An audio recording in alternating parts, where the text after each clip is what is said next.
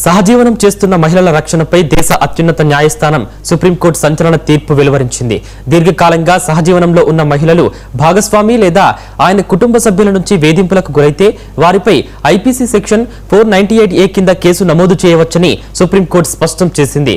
వివాహం చేసుకోకపోయినా ఒకే ఇంట్లో భార్యాభర్తల్లా కలిసి ఉంటున్నప్పుడు జరిగే వేధింపులను కూడా గృహహింస పరిధిలోకి తీసుకురావాలని ధర్మాసనం పేర్కొంది. సహజీవనంలో ఉన్న మహిళలకు రక్షణ కల్పించే ఉద్దేశంతోనే ఈ కీలక నిర్ణయం తీసుకున్నట్లు న్యాయస్థానం తెలిపింది. భాగస్వామి వేధింపుల కారణంగా మానసికంగా లేదా శారీరకంగా నష్టపోయిన మహిళలకు 498A చట్టపరమైన రక్షణ లభిస్తుందని తీర్పు ఇచ్చింది. చట్టాల్లోని సాంకేతిక అంశాలను సాకుగా చూపి వేధింపులకు పాల్పడే వారి నుంచి బాధితులకు ఊరట కలిగించేలా సుప్రీంకోర్టు ఇచ్చే ఈ తీర్పు అత్యంత ప్రాధాన్యతను సంతరించుకుంది.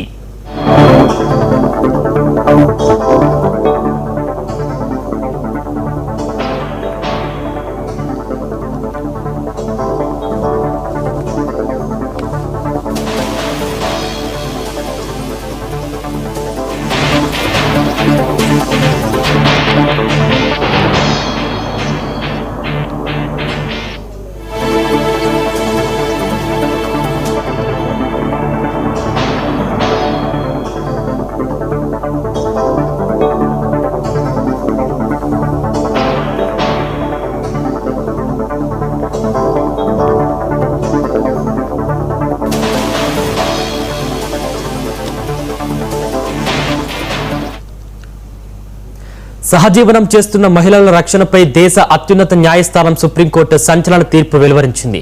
దీర్ఘకాలంగా సహజీవనంలో ఉన్న మహిళలు భాగస్వామి లేదా ఆయన కుటుంబ సభ్యుల నుంచి వేధింపులకు గురైతే వారిపై ఐపీసీ సెక్షన్ 498A కింద కేసు నమోదు చేయవచ్చని సుప్రీంకోర్టు స్పష్టం చేసింది.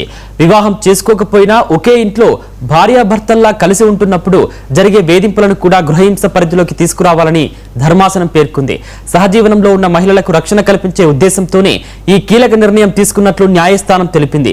భాగస్వామి వేధింపుల కారణంగా మానసికంగా లేదా శారీరకంగా నష్టపోయిన మహిళలకు 498A చట్టపరమైన రక్షణ లభిస్తుంది అని తీర్పు ఇచ్చింది. చట్టాల్లోని సాంకేతిక అంశాలను సాకుగా చూపి వేధింపులకు పాల్పడే వారి నుంచి బాధితులకు ఊరట కల్పించేలా సుప్రీంకోర్టు ఇచ్చే ఈ తీర్పు అత్యంత ప్రాధాన్యతను సంతరించుకుంది.